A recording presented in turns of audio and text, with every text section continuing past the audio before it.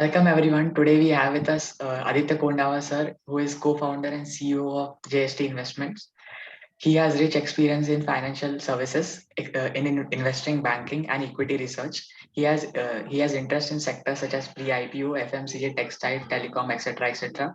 Most of you might know him due to his write-ups in Twitter, which explain DRHPs and RHPs very nicely and clearly for the companies that are going for IPOs. In his education side, he has done his bachelor's in financial markets and then post graduation in quantitative finance. Thanks for being on this podcast, sir. Thank you, Jay. And don't call me sorry, I'll just call me Aditya.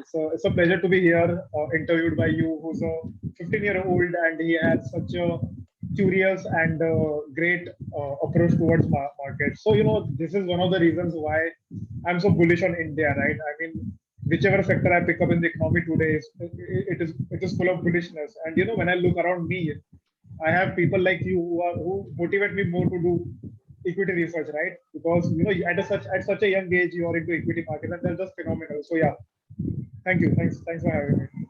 Tell us about yourself, sir. Like, how did you get interested in stock markets? Like, you have done your bachelor's in financial markets. Did that trigger investing in stock market, or previously you had experience in that? No, not really, Jay. So to be honest, I came into the markets because I wanted to earn money. As simple as that. Okay. My investing journey goes back to 2012. When I was a bachelor in financial market student at the Manipal University. When I joined the college, I had a few classmates who used to dabble in IPOs. So Okay. 2012 was when you had IPOs such as Bharti Infratel, you had Tara Jewels, I believe, you had Wonderla and the likes of it. So then, I really saw that they were making 20 to 30, 40% premium on listings. Then naturally, there was a guy like me, who had a money crunch, who wanted a little bit extra money on the side, right? Who does not love that? I was just 17 years old that time. So who does not love extra money, right? So then I also started dabbling in money. Of course, it wasn't my own money. It was the pocket money that I used to get. I dabbled in a few IPOs. कुछ में लगे, कुछ में नहीं लगे. But this is the seed that really planted the idea of investing in my mind. Then, what led to investing in the what led to reading the DRHPs that you are pretty expert at, DRHP and RHPs? Sure. So what really happened, Jay, was again, like I said, there were some good IPOs which made money for me. Bharti Infratel made money, Stakes made money. But then again, there were some companies that lost money for me. Okay, there was MT Educare in 2012. There was, I think, Power Grid that did not do so well on the IPO. So in that 2-3 years, right, there were some companies that did very well, and there were companies that did very bad for me. So then, I got curious as to what am I doing wrong, right? So then after a year or so of IPO investing, I think 2013, 2014, I was really then I got to know that okay, there's a document called as a DRHP as well. It's a draft red herring prospectus, and then I myself started reading a lot about these topics. I came to know that IPO investing is not a sure shot satta or a sure shot lottery of sorts, right? It's not as if you put your money and it will give you double or it will give you 50% gains. Then a few of my misconceptions were cleared, wherein I knew that IPO is just one part of it. I'm missing out the larger part of the journey, which is the secondary market, after the IPO gets listed. And number two, of course, was the revelation that, there's a very comprehensive document that gets accompanied during an IPO, which is called a DRHP. And then, I started reading DRHP and then I was hooked to it. I started reading DRHPs and then I started taking calls on it. So the first proper IPO analysis that I did was in 2015 when the Indigo IPO came. So I still remember 2015 is when I also got my first salary. I did a good reading of the DRHP, and then I concluded that Indigo is a good stock. You can buy it at that given price in the IPO. And yeah, I mean from there on, I have been reading all the DRHPs very closely. So I must have read almost 100. I mean more than that. I mean I think I'm not even sure because I've been reading DRHPs since 2013. So yeah, I think I must have read 150 to 200 DRHPs easily. Yeah. Fantastic. 100 DRHPs, that great. So, like, how will you explain someone what is DRHP and RHP and what all the things that it contains of a company? What are details about the company? So DRHP stands for Draft Red Herring Prospectus. In one line, if I had to explain someone what DRHP is, I would say that it's a kundli of a company. Okay? When you look at the kundli of a person, you come to know everything about him, apparently. Okay? Correct. A DRHP is also something similar, wherein when you read the DRHP, you come to know about the company, you come to know about the management, you come to know about the financials, its peers, the industry, how it's going to grow, what are the competitive factors at play, what are the risk factors at play, what is the valuation that the company is demanding, what the company is going to do with the kind of money they are raising. So A to Z, everything A to Z of the company and the IPO will be given in there. So that is why I call it the kundli of the IPO, because it will tell you every single thing that you as an investor have to know, and then make an informed decision based on that information. Got it. And what are the things that a person must read in IPO? Like these are the top 5 or top 10 things that you must read in the IPO. That when you open IPO document, first you read these 5 or 10 things. What are all these things? So Jay, if you notice, right, so when you open a DRHP or document, the very first section that comes in a DRHP is the risk factor. And I really compliment SEBI that, they have mandated the DRHP to be started by risk factors. So, when you take care of your risk, right, returns will automatically flow. As simple as that. Correct. So, number one has to be, of course, the risk factors. Number two is the kind of business they are in. Is it a cyclical business or is it a secular business? What are the competitive positions at play? Does the company really have a board? And then, of course, you have to read about the management. Then you come to financials. You come to peer comparison, see how peers are trading, how peers are performing operationally, and how they are placed financially, and how they are valued as per the valuation metrics. And of course, in the end, just have a macro look as to how the industry will play out. Do they have a lot of tailwinds or a lot of headwinds? And when you really piece all of these puzzle pieces together, right, you get a complete picture.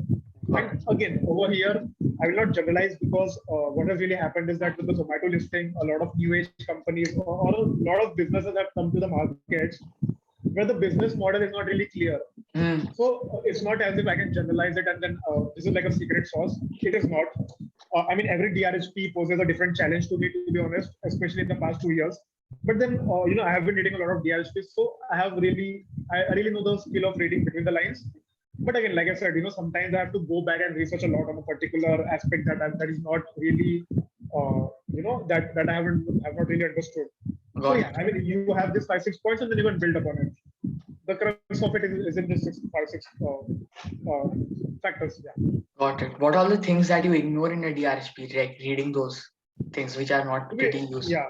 To be honest, what really happens in a DRHP is that the industry factors, the industry size, the industry outlook is paid for by the IPO going company. So sometimes paid for means? Yeah. So let me give you an example. Sure. For example, a company is coming up with an IPO, right? So just assume that they are from the hospital space. Okay. Sure. They are a hospital company. Got it. So what the company really does is that it will engage the services of a third-party researcher or company like say maybe Red Seer or Big Book or CRISIL or CARE or etc. Okay. Again, I'm not really blaming anyone. I'm just giving you certain names. So what really happens is that the company pays them for a research report, and they say that okay, we are coming up with an IPO. Now, of course, what really happens is automatically that the researcher is well placed to write a rosy picture for the sector, right? And even if you remove that part, see, it's a forecast at best. No one can predict, no one can pinpointedly forecast anything, right? You can just give a vague outlook as to what will happen. But when you read 100 to 100 DRHPs like I have, Jay, you will come to know that almost all of them paint a rosy picture. That's about it. Got it. So yeah, definitely industry outlook. You can just skim through it, but don't pay a lot of close attention to it, or don't take those numbers with a pinch of salt or a bag of salt. Got it. So basically, these companies appoint someone to research on their industry, and they are paid them. So basically, they will picturize that industry like growing at like a lot of pace, 20-30%. Got it. Absolutely. How much time do you spend each day reading a DRHP when the IPOs come? So my job usually is to read a lot, of course. mean, I handle operations and marketing for JST, but still I keep reading a lot. Sure. Whenever there's a DRHP, I usually spend 2 to 3 hours on it. And if there is a certain issue in the DRHP that I need further clarity on, then it can easily go up to 4 to 6 hours easily. Got it. I think the most time that I spent on a DRHP is on Zomato. I mean, I almost took 3 weeks to write an article on Zomato, and I reread the DRHP multiple times. Yeah. Got it. So the new age IPOs are coming, and then there is another term that floats in the market is gray market premium. Most people come in the market in the IPOs seeing that the gray market premium is high, I will buy this IPO. So can you explain what is this gray market premium? Why one should not pay attention to it? And who makes this gray market premiums? So it's called GMP or gray market premium. So I usually call it garbage and meaningless premium, because it is a vanity metric at best. I mean, you have a 600 to 800 page document that tells you everything about the company, but still sometimes people tend to find the easy route and go to the GMP route, wherein they will just say that, okay, the IPO is at 100 rupees, GMP is at 50 rupees, so 50% paisa apne ko bana ke milega isme. Which I find to be ironical, because when we go out to eat or when we buy a new mobile phone, we do extreme research on it. We will ask 100 people about it, we will scuttle, but and then only we'll take a decision. Correct. Actually, we don't approach IPOs in the same way. We just go through broker reports, we go through GMP, and in 10 minutes we have to take that decision. That is wrong. GMP is so how does GMP work?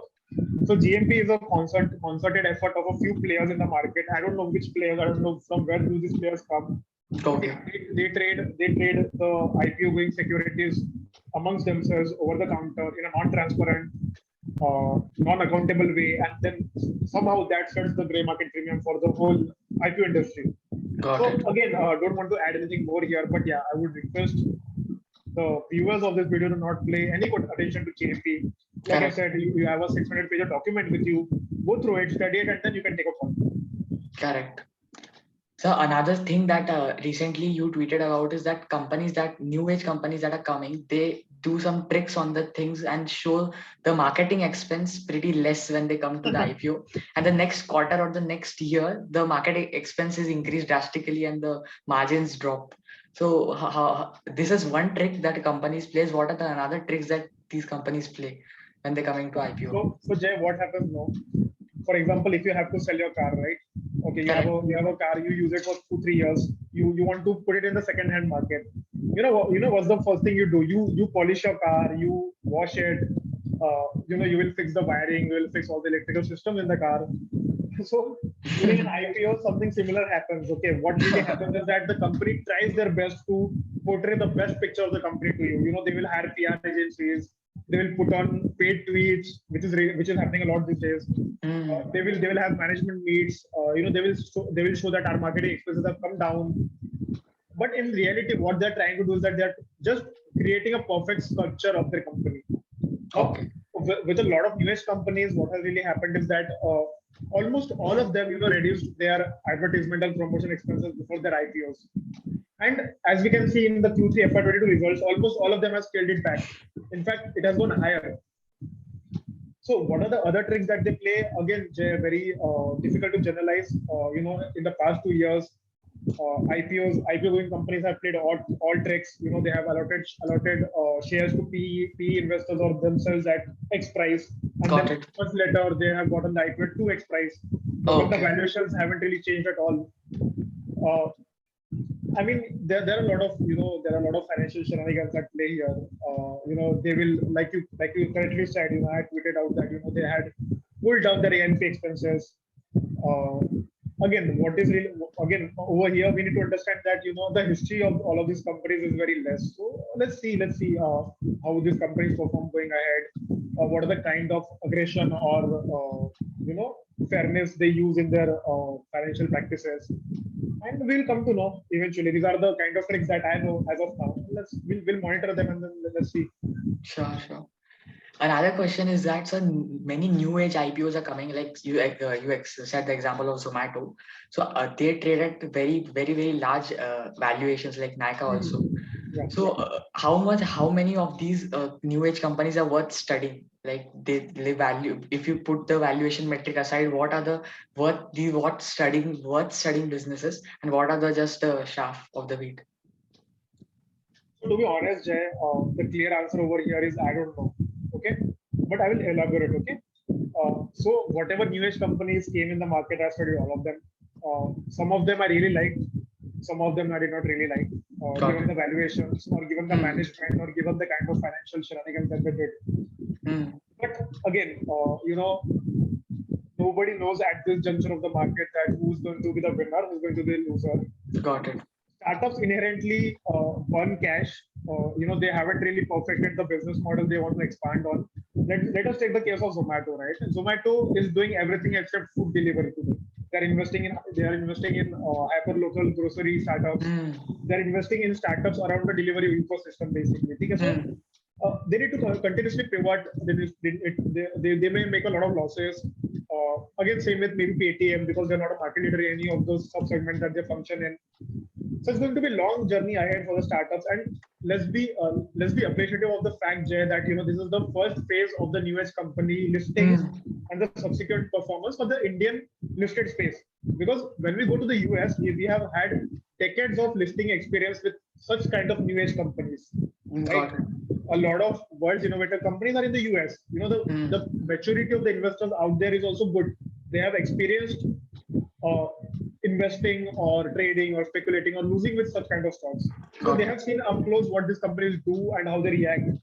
I'm not saying that Indian market is less mature, but it's just like it's the new phase of the Indian markets wherein a lot of new age companies are getting listed. Got it. Got it. What all tools do you use to find these DRHPs and RHPs in general? So Jay, it's very simple. DRHP document does come on the SEBI website. Got it. For any IPO, 90 to 95% of the research will be done through the DRHP. But in the past, again, with a lot of new age companies, I noticed that the disclosures are extremely poor. So I had to Hmm. go out and talk with people. I had to do my own secondary research Got it. because the primary source itself was very bad. So it's a case to case basis. But I would say yeah, the DRHP is the best document for you to study. Yeah.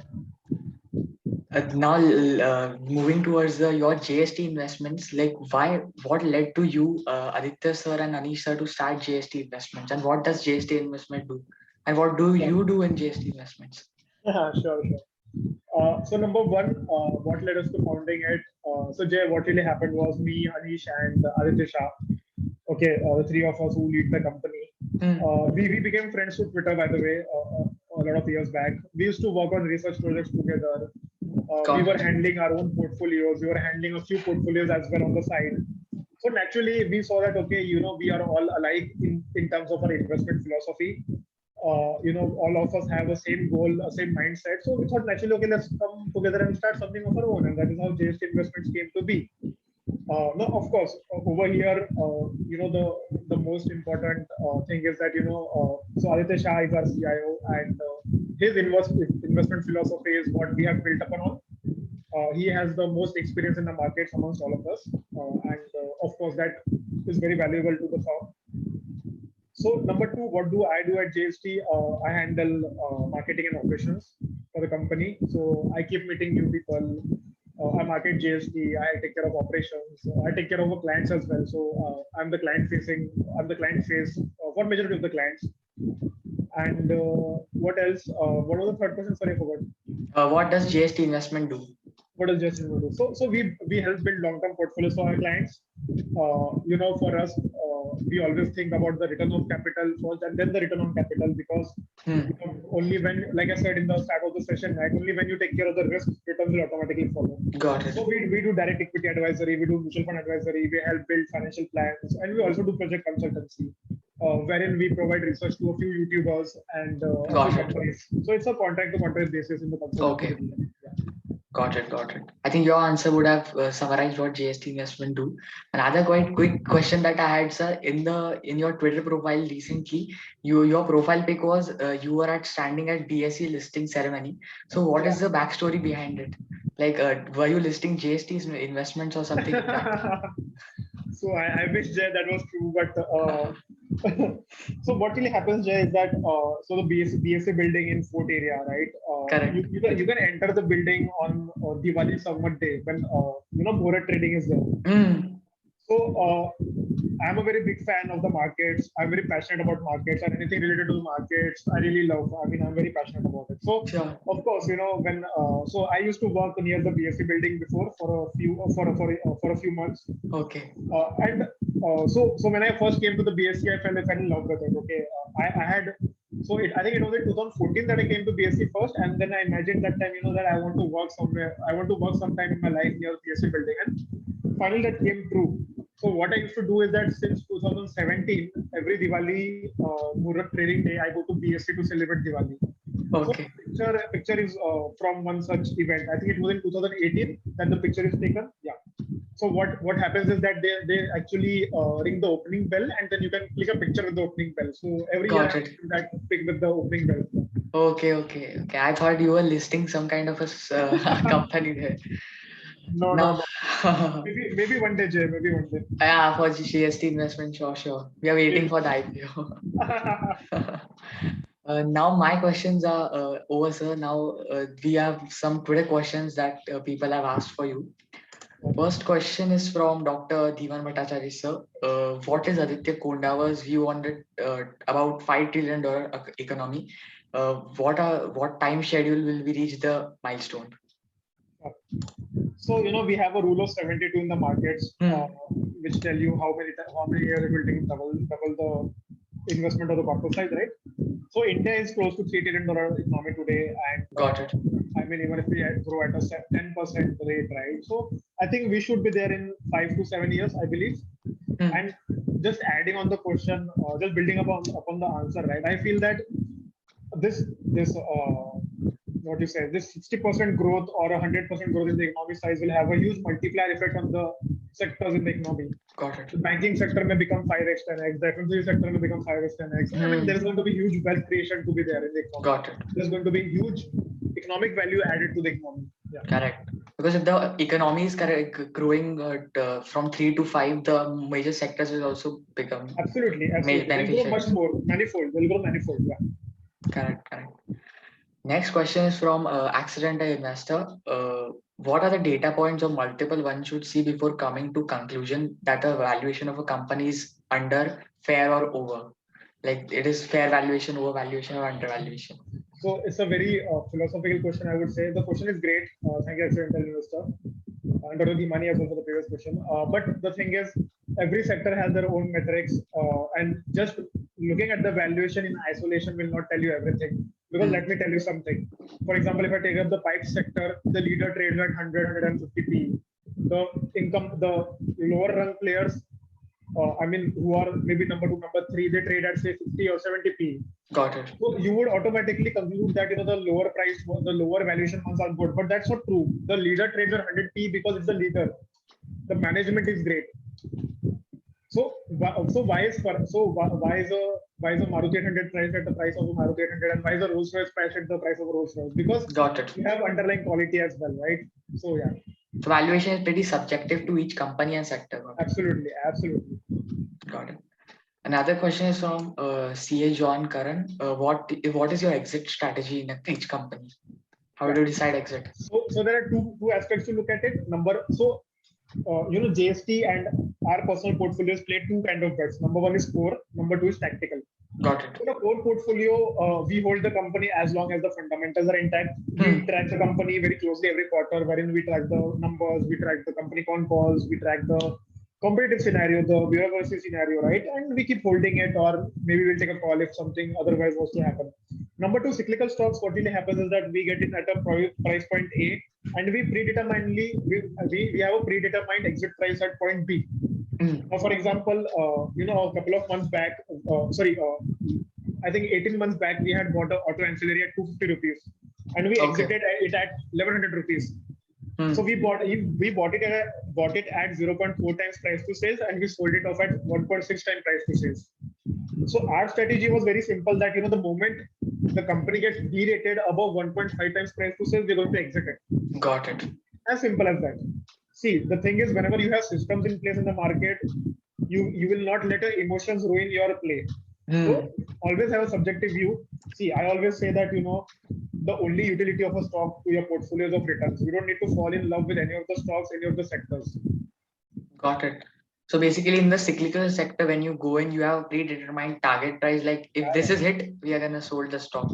Got Absolutely. it. Or what you could there's one more way to look at cyclicals is that as long as the sector rally continues or as long as the sector fundamentals are improving, you keep holding. Got it. Because on cyclicals you have to spend a lot of time. You need to listen to all the players, you need to listen to all the management, and then take a conscious decision as to at what part of the cycle you are in. Okay, are you at the increasing, or are you at the peak, or you are at the declining stage? So yeah, then you take a call. Again, very subjective, because playing cyclicals is a bit tough. Every sector has its own dynamics. Got it. The cyclicals are also different types of cyclicals. One is steel sector cyclicality. Oh yeah, absolutely. You have shrimp, you have aviation, you have steel, you have cement, you have housing, you have housing ancillaries, you have auto. I mean, just except 4 or 5 sectors, everything else is cyclical in the economy. Correct. Another question is from Yogesh Dalvi. He's asking about career opportunities in financial markets. Sorry, career opportunities. Correct. Again, a very broad-based question, but I feel that the financial markets has a place for everyone. I mean, an average student like me could find a place in the financial market. So why not? Just feed your passion. Be curious. Study a lot. Be relentless. Put in the hard work. No one else is going to do it for you, and then I'm pretty sure you'll find a place in the markets. Because like I always say, the market has place for everyone. Got it. Next question is from @Vatha Shimo. He's asking information sources he uses for industry analysis. So we use Screener, we use company con calls extensively. We sometimes talk to management. We use Cuttlebutt sometimes. We'll go out and we'll talk to the vendors or stakeholders of the company. Annual reports are there. Then you have investor presentations. Sometimes you have industry reports. You have broker reports. Again, over here, just very subjective, because some company may have a lot of information out there. Some companies may not have any information out there. So you have to get creative. See, India is a land of jugaad. Okay, so you use jugaad to your advantage. As simple as that. Got it. Example: if a company doesn't have so much information in their annual reports, etc., you go to the industry research reports and Scuttlebutt. Got it. Contact the investor relation team of the company. Contact the company secretary. Get a meeting with them. Call them. Call their employees. Go to LinkedIn. Find out the middle management. Talk to them. Get creative. That's about it. Correct. I think this is the fantastic question by Rahul Don, sir. He is asking how to analyze multiples when we need a company is available, for example, 10x sales, 8x book, 5x something else. How to put this information into perspective? Thank you. Yeah. So again, over here it's very subjective. Maybe an auto ancillary would be priced on price to sales. Something else would be on price to earnings. Maybe a steel company would be on price to earnings. So it's very subjective. I can't really generalize over here. You just need to have a particular understanding of the sector to play that particular cyclical.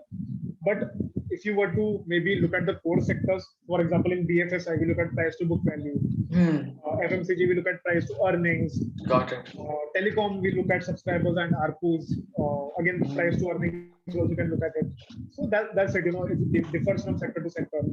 Got it. Because in the new age IPOs, some other. A lot of them look at price to sales. Yeah, correct. There are another gaming companies in US which use different sectors, like they track about how many users do they have, etc. So this is pretty subjective on the industry. So what has really happened, Jay, is with the advent of new age companies getting listed, they have gotten creative with their metrics as well. So if you remember the famous WeWork fiasco, they had something called a community adjusted Ebitda. So people get creative with their metrics. But to be honest, Dhanda should earn cash. That's about it. Cash is king. Profit is sanity. Free cash flow is vanity. Something like that. I think Anish Monka sir has only tweeted about Renew Power, a US company. They come up with another term called Ebitda per season, something like that. Yeah, absolutely. Yes, I remember. Correct. So it's a crazy. So the world of finance has gotten really crazy in the past 1 to 2 years. Correct. I think that's it for all the questions. All the questions are done. Any ending remarks for the new age investors that are just came in the market due to this IPO season? So that's a great question, Jay. Thanks for asking it. I would say that before, see, what has really happened is that investors view. So a lot of investors came into the market because of IPOs, and they came into the market because they have seen only gains taking only gains taking place in the market. Correct. So subconsciously, an image of the markets has gotten created that this is a game which has only gains. You can invest in anything. You can invest in IPOs and create gains in just 7 days. You can double, triple your money in just 7 to 14 days. But all of this is not true. Okay, investing is like a business. Okay, if you start your own business, will it double your money in just 7 days? Maybe yes, maybe 1 in a billion chance, but that is pure luck. Correct. The same with investing. So you have to view investing as a business wherein you actually put in the hard work, you put in the research, you take a conscious decision of everything you do. For example, if you were to start a business today, would you do what others were doing? No, right? You apply your own brain. You would think about the risk. You would think about the return.